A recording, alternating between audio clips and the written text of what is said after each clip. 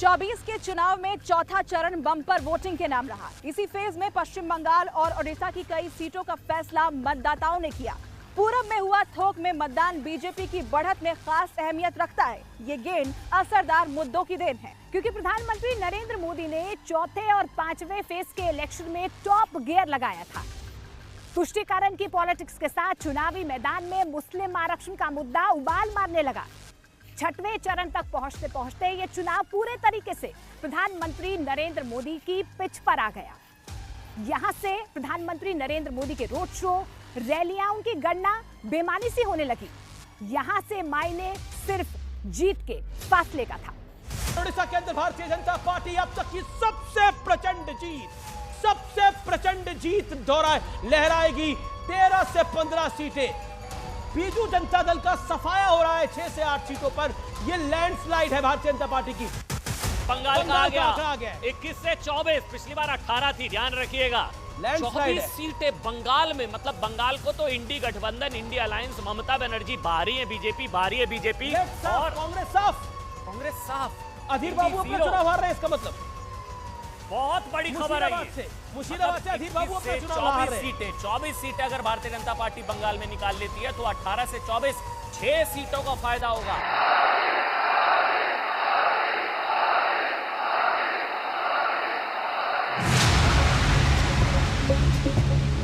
मोदी जब काम करता है तो सबके लिए करता है। देश जानता है ये मोदी इन गारंटी अब अगले कई सालों तक और चलने वाली है। एक नाम, उन्हीं का काम और उन्हीं की जयकार। मुद्दा भी वही, नारा भी वही। पूरा चुनाव मोदी में रहा।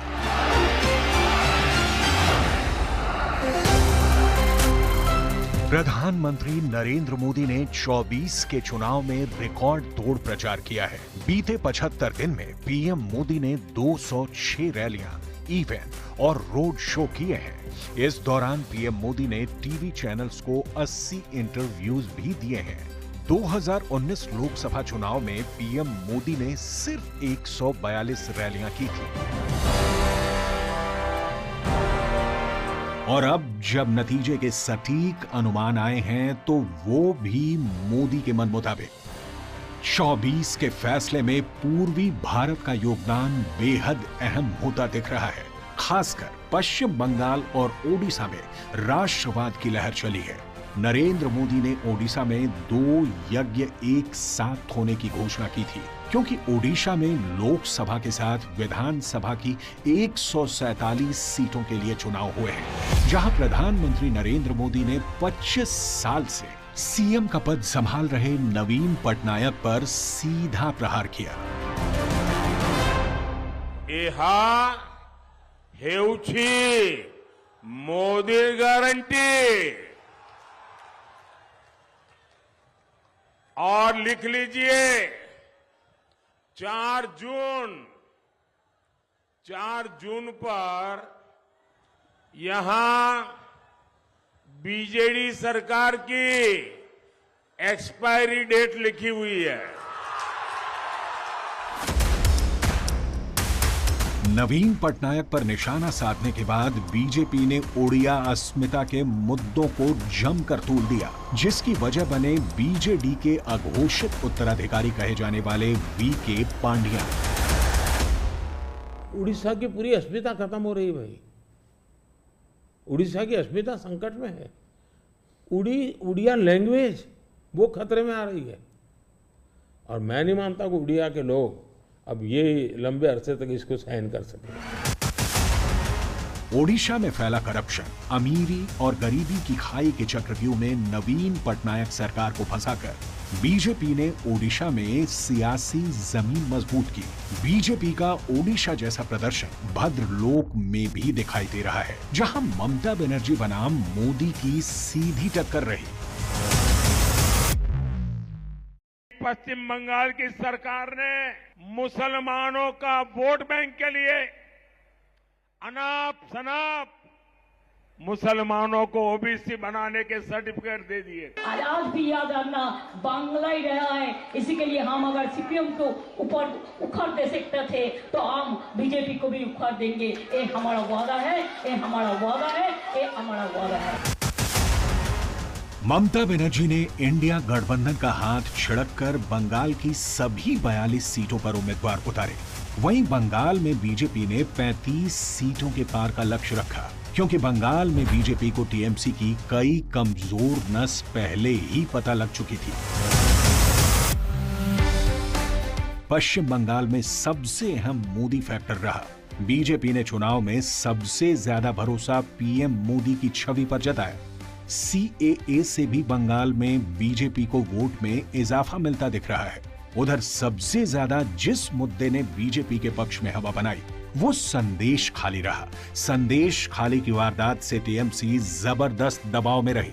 इसके साथ टीएमसी पर भ्रष्टाचार के आरोपों ने भगवा पार्टी के प्रश्न को मजबूती दी। ममता बनर्जी ने इंडिया गठबंधन से अलग होने का जो दांव चला था वो भी घाटे का सौदा साबित होता दिख रहा है। असल में बंगाल में टीएमसी, कांग्रेस और लेफ्ट का वोट बैंक एक ही है। ये अगर आपस में मिलकर चुनाव लड़ते भी तो किसी भी दल को कोई फायदा नहीं हो सकता था। बंगाल का चुनावी इतिहास बताता है कि कांग्रेस और वामपंथी पार्टियां मिलकर चुनाव लड़ती रही हैं, पर अपने वोट बैंक को कभी ट्रांसफर नहीं करवा पाए। जबकि बीजेपी बीते 15 वर्ष के संघर्ष के बाद बंगाल की सियासी जमीन पर पकड़ मजबूत करती गई। चुनावी आंकड़े से समझिए कैसे ममता बनर्जी का कद घटता गया और बीजेपी मजबूत हुई है। टीएमसी को बंगाल की 42 लोकसभा सीटों में से 2009 में 31.2% वोट के साथ 19 सीटें मिली थी। टीएमसी को 2014 में 39.4% वोट के साथ 34 सीटें मिली थी। वहीं 2019 में 43.3% वोट के साथ 22 सीटें मिली। टीएमसी के पक्ष में लगभग 4% मतों का स्विंग दिखा, जबकि पार्टी को 12 सीटों का नुकसान उठाना पड़ा। दीदी के घटते ग्राफ का पूरा फायदा बीजेपी को मिला। पश्चिम बंगाल में 75% से 80% के छूते हुए मतदान हुआ है, जो साफ जता रहा है कि ममता बनर्जी को लेकर एक नाराजगी है और भारतीय जनता पार्टी को फायदा होता दिख रहा है। पश्चिम बंगाल में आप देखेंगे 2014-19 का चुनाव, तो 14 के चुनाव में 39% वोट लेके ममता बनर्जी 34 सीट जीती थी और तब भारतीय जनता पार्टी और तृणमूल के बीच में 10% का फासला था। 2019 में वो मतों का फासला जो है 3% में रह गया। 2009 में बीजेपी को 6.14% वोट के साथ केवल 1 सीट मिली थी।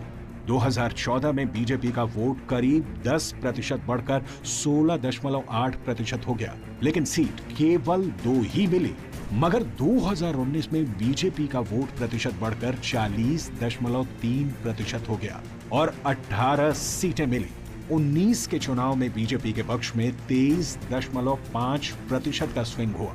पार्टी की सीटों में 2014 की तुलना में 2019 के लोकसभा चुनाव में 16 सीटों की बढ़ोतरी हुई। बीजेपी के इस उभार के पीछे मोदी फैक्टर के साथ ही लेफ्ट कांग्रेस का अर्श से फर्श तक पहुंचना भी रहा। बंगाल में 2021 के विधानसभा चुनाव में इन दोनों दलों को एक भी सीट नसीब नहीं हुई। 21 के चुनाव को तो 24 का ट्रेलर बताया गया था, जिसकी पूरी फिल्म चौंकाने वाली साबित होती दिख रही है, क्योंकि बीजेपी बंगाल से भी ज्यादा असरदार असम में नतीजे हासिल करती दिख रही है। वहां चुनाव में कांग्रेस कहीं नजर ही नहीं आई। बंगाल और असम के चुनावी मुद्दे मेल खाते हैं, जो सब बीजेपी के नैरेटिव सेट करते हैं। एग्जिट पोल मोदी की हैट्रिक दिखा रहे हैं, जिससे साफ है कि राजनीति में अब जातीय गणित बेमानी है।